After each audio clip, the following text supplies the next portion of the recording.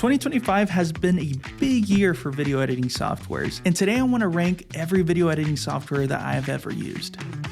So a little bit of context, I've actually made a video like this 4 years ago, in which I ranked every video editing software that I reviewed during that year. Now, my original intention with that video was to make a video like that every year, but up till now, there hasn't really been that much activity around video editing software in general. But this year has definitely changed that, so I thought it would be a perfect idea to update my ranking on these editing softwares. So the only changes that I made for this year's rankings is the actual list of editing softwares that I picked for this year. In the last video, I only reviewed the ones that I've personally used or the ones that I made a video on. However, in this list, you can see a lot of different editing softwares and apps that I haven't reviewed or made a video on. And the other thing I'm adding this year is the paid software to this ranking list. At this point, a lot of these editors are either paid, free, or have something of a subscription going on. And the softwares and apps that we have is pretty limited, with CapCut and a few others being the only recent ones to the game. But besides the point, all of these editing softwares that I have here on the list I have personally used, and if there is an editing software that I left out, I either haven't used it or just completely forgot about it. So let me know which ones you want to see for next year's ranking. But besides that, let's get started.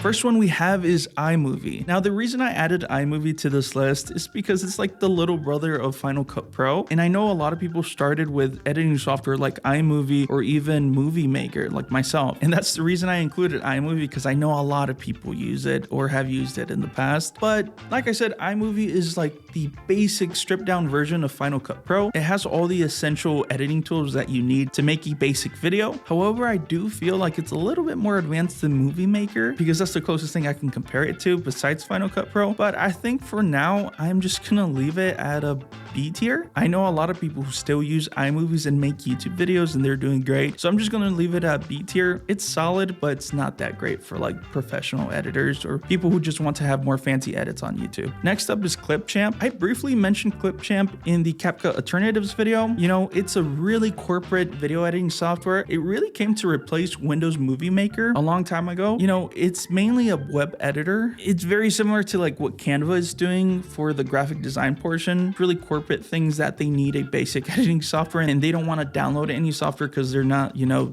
too into it. But to be honest, it's web-based. It's only on Windows. iMovie is only on Mac anyways. You can access ClipChamp for free. However, you have to sign in with Microsoft. That's one of the only things there is. I'm just gonna put it in C tier. You know, it's not one of those like well-stocked video editing softwares out there. It has a lot of AI tools. It's like a very advanced Google Slides or Keynote kind of deal. So that's my reasoning behind it. I'm just going to leave it in C tier. Next up is VSDC. I haven't checked out VSDC in a while. I know a lot of people still use it up to this day. They're pretty regular with their updates, but I haven't really seen that much of a difference. VSDC, this is more of the niche. Honestly, VSDC might be even a little bit too niche of a video editor, just because it's not the traditional look or layout of a video editor now that I'm remembering, but it is an editing software. So for now, I'm just going to put it at B tier. B tier is like middle of the road. C is not bad, but it's not great. And D is just awful. Lightworks. Ooh, I have a story for you guys. Some of the developers or higher ups behind these editing softwares reach out to me after the fact, either just to talk briefly about what I've encountered during my experience, any feedback I can give in order to make it a little bit better. And the only thing I told them was to remove the restrictions with the export, because I don't know if you're aware, but Lightworks is heading into the path that HitFilm did with their pro version and then their free restricted version. Now, the only thing good with Lightworks is that it does not have no watermarks, so that's cool, but they cap you at 720p, and it's been a while since I checked them out, so I literally downloaded their software again to see what things have changed, but it still has the 720p restriction. No one is going to use it at this point. No one is going to use an editing software that restricts you at 720p when the base is 1080. Right now, most of these videos are uploaded even up to 4K. So I feel like Lightworks didn't really do anything different. And that's the problem with a lot of these editing softwares, is that they're getting left behind. A lot of these are getting left behind, and we only have a few real contenders that are actually making progress throughout the years, but smaller editing softwares like the ones I have here first are just being forgotten, just to be honest. So Lightworks, I'm gonna have to put you in D tier, man. I'm so sorry, but that 720p restriction has to go. Everything else is decent, but you know, change. Olive video editor. Ooh, a lot of you love Olive and are just so disappointed by it. Let's actually look them up. I haven't seen their thing. Video editor. What? Olive, what happened to the website? There's no way. Wow. The website is like, it's still there, but there's no menu anymore. It's just their downloads on GitHub. That is crazy. Is this the end of Olive? I've made 2 videos. One was the review and the other one was like a review / update. And I know like the team, the devs were, you know, they had personal things that they were going through. So all strength to them. I think Olive is gone. It says it will be back, but I'm not too sure how. Dang, that sucks. D. You know, you can still use it, but last time I did a video on it, version 1 and version 2 were unstable. So that's sad. Anyways, Kdenlive, I'm gonna put it at, it's a solid B tier. Honestly, Kdenlive and VSDC are just perfect matches, so I'm feeling really good. You know, it's nothing really surprising, Kdenlive. It's a decent editing software, but you can do solid edits with it, and you can achieve almost any effect you want from it, so it's pretty solid. OpenShot.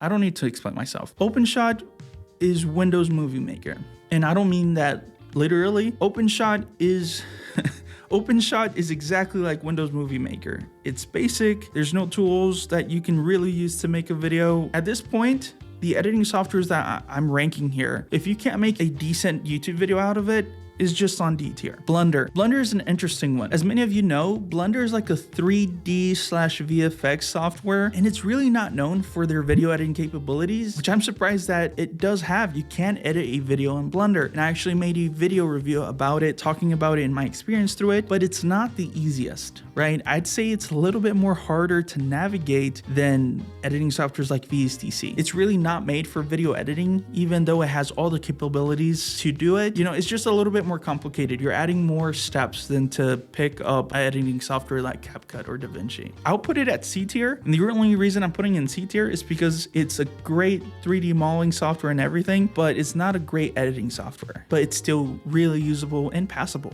So yep, we're gonna leave that in. Next up is Canva. Canva is very interesting. Now, I also made a video reviewing Canva's video editing abilities, which was really interesting because I saw a creator that goes by Daniel Schiffer, and I'm sorry if I mispronounced that name, but he used to make these awesome videos where he would take like commercial-esque type projects and edit them in Canva with, you know, the basic tools that it offers, and those turned out really well. So that's the reason why I made a review on Canva's video editor. But more recently, Canva purchased Affinity and made Affinity free for everyone to use, but not a lot of people are talking about all the updates that they made to their video editing capabilities. It's not too much of a difference, but I found like Canva is expanding their empire when it comes to like graphic design and content creation, and even now video editing. I just found it really interesting that they're actually investing a lot of time into its video editing capabilities. And I'm debating whether to put it in B or C tier. I think I would have to put it in C tier. I feel like this is right in line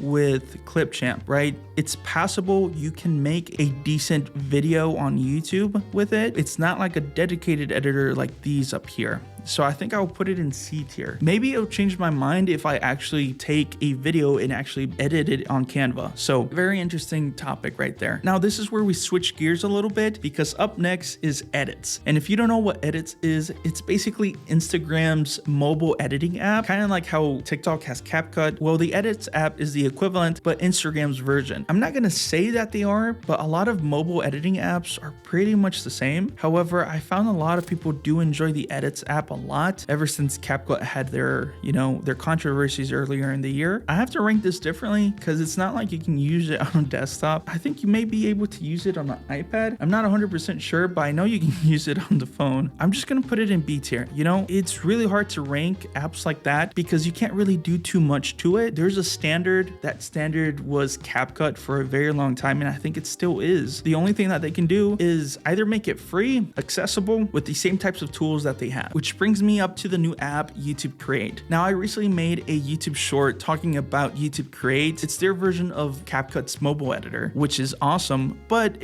everything is free. I just have to put it in B tier too, because it's like a different variation of edits, it's a different variation of CapCut. They're solid, but it's not nothing like crazy, even though a lot of these TikTok editors are doing a great job with all their edits. By the way, I recorded the first episode of Video Editor Reacts. I got a lot of TikTok edits and it's just crazy. Now, a lot of these, I know they're edited on like a desktop. Some of these could be edited on a mobile device too. I wouldn't be surprised if they were. Next, we got CapCut. Now, CapCut is a very tricky one, and I want to ask you a question in the comments. Let me know if you still use CapCut, if you're still willing to use CapCut, because I don't know where the community sits on CapCut based on all the events that we had this year. This little app right here led the forefront to a lot of the drama that happened during this year. I would have to rank it high. Number one, it's a great editing software. The types of edits that I've seen, the types of edits that I've done on CapCut, not to mention that it's available for desktop, web editor, and the mobile editor. I mean,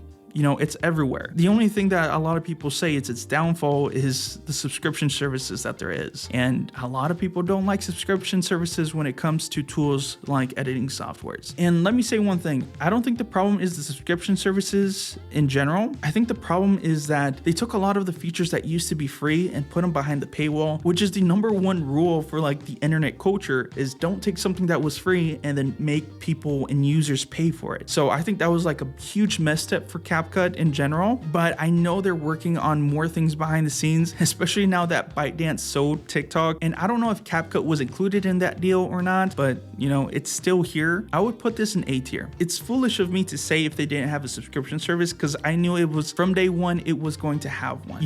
It's inevitable. How popular this thing was, and the company behind CapCut not capitalizing on that. Eventually, apps like these do find a way to monetize, and subscription services is the best way to do that. People still use it and still edit it on the free version, even though there's a few things that they don't have access to. And that's one of the reasons why I'm just gonna leave it in A tier and not put it in S tier. Next up is our beloved HitFilm, RIP. I thought that it would be more appropriate to use one of its older logos here. I don't know if it's an OG logo. For me, it was an OG logo, but I thought it was more appropriate for me to use one of its original logos just out of respect. Of course, I posted a video on this topic talking about the HitFilm shutdown, which happened earlier this year. Very sad news. I thoroughly enjoyed HitFilm during my time with it. And just because it's shut down, I thought it was still appropriate to have it in this ranking. And it was a legit editing software. I've always had it in the ranks, between like Sony Vegas and DaVinci Resolve, because it had a lot of the same tools and the same models, especially to DaVinci Resolve, one having it a free restricted version with clearly defined outlines of what was free and what was not, and their pro line version as well. That of course changed when Artlist took over, and unfortunately it led to it getting shut down. Just for respects, I'm gonna put it in S tier. Indeed, it was a great editor. It had its pros and it had its cons, like every single one of them. I will leave it at S tier, and I think I will always leave it at S tier just because of how phenomenal it was and the impact that it had for everyone. Movavi is the newest editing software that I have reviewed this year actually. Movavi has been a great editing software for at least for me. Now that I've been in talks with them and got to know a little bit more about the product and about the editing software in general, it's solid. The only thing is that it's not free. It's a paid for subscription base. I know it's not fair ranking different editing softwares lower or higher just because of the price point. My argument there is that there's editing softwares that do the exact same thing or even better, and they're completely free to use. You know which one I'm talking about, but I have to rank it for what it is and not because it's free or it's paid for. So I would have to put this in A tier. Filmora is exactly the same thing. I like Filmora a lot too. It has a lot of the same effects too, guys. It's not that much different. Filmora has so many tools now with AI being more prevalent. Like I said, just because it's paid for and you have a subscription, I can't devalue it for what it is. So I'd have to put it in A tier. I think those two, they go hand in hand. Okay, now we're looking into everyone's favorite, Shotcut. This channel was literally built on Shotcut tutorials. I like it because Shotcut has its own version of doing things, which I found really interesting. Even though it's not the easiest way to do them, it still gets the job done.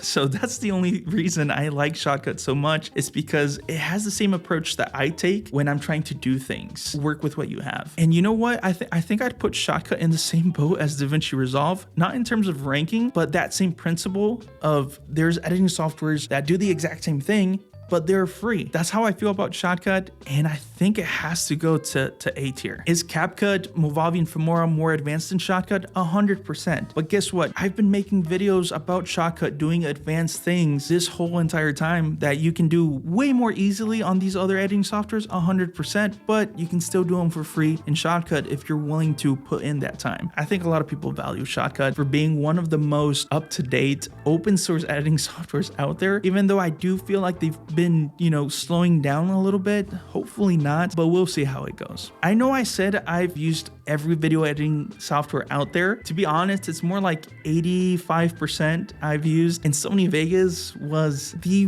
first real pro editing software that I used. So in my timeline of learning to edit videos, it was Shotcut, then I jumped into Sony Vegas. Sony Vegas is a very particular editing software. It's really easy to use. It's not that difficult. I'd say it's one of the more easier editing softwares to learn to use. It has a lot of pro tools. If you go back 5 or 6 years ago, those videos were edited in Sony Vegas. The only reason I don't use Sony Vegas anymore is because I moved to the Mac. And at that time, I don't think Sony Vegas was available for Mac. And you know what? Let's actually look this up. Exclusively on the Microsoft Windows operating system. So there you go. Sony Vegas was such an instrumental tool for making the jump from like a beginner software like Shotcut to a more professional software like DaVinci Resolve. So Sony Vegas Pro was that mediator between those jumps. And the cool thing about Sony Vegas is that they have a lifetime option where you can just buy it, or you can do the subscription route as well. Now that I'm looking at it, I'm gonna put it in S tier for now, because like I said, it's been a solid editor for me for a long time now. DaVinci Resolve, the one that I've been waiting on and kept mentioning throughout this video. I know, I'm sorry. Instant S tier. I think I said this last year too. All the value it gives you for free, not to mention about all the pro effects that you get it once you pay it. It's lifetime, you keep it, and I'm guessing the updates I assume as well. It's a great editing software in general. Even if you're starting out, it's not that hard to use, guys. I'm telling you, it's not that hard to use. You can make it as simple or as complicated as you want it, but the biggest thing for me is future-proofing it. So once your skills develop, DaVinci doesn't hold you back. It has everything you need. I know a lot of you are gonna say that I talk about DaVinci way too much, but like I said, I think it's worth it. So S tier for DaVinci. Next up is Premiere Pro. I've used Premiere Pro a lot in the past, especially when I was in university. And the thing is that Premiere Pro set the standard for a lot of editing softwares back in the day. But I think one of the advantages that it has is the ecosystem more than the software itself. That's the main reason why it's so attractive. And it's a great software. I'm not gonna dispute its S tier ranking. It's everyone's personal preference to this point. Premiere Pro, it's a great software. It's just that there's competition now. The one downside there is to Premiere Pro is that it's subscription based. So I think that's what a lot of people don't like, is having to pay a considerable amount for an editing software that they will use as long as they make videos. A lot of people just love it enough to stick with that subscription model, and that's fine by me. Moving on to Final Cut Pro. Now, Final Cut Pro was one of those softwares that I was really excited to use when I first got the Mac. But when I looked at the pricing, I was like, no thanks, not at this moment. Let me try DaVinci Resolve. At least Final Cut doesn't have a subscription-based model. There is a free trial that you can use. Like I said, I can see why a lot of people are comfortable using Final Cut Pro, just because it's the next step right after iMovie. And not to mention that it has its own ecosystem as well, with like their motion effects and everything like that. Final Cut Pro is one of those editing softwares that I'm generally excited to use, just because I've seen everything that you can do within Final Cut Pro. It's $300. It's a lot. It is an investment, which is why I went the DaVinci route, because it's free. Without looking at the price point, which I know is a big consideration, it has to go on S tier. I mean, we're talking about the big three of the industry standard when it comes to editing software. Can you get any better than this? Who knows? This has been 2025's video editing software ranking. I hope you guys can agree to some extent with the ranking that I did this year. Thank you so much for being part of the channel, and hopefully we can do greater things in 2026. Thank you so much for watching. I appreciate you, and I'll see you in the next one.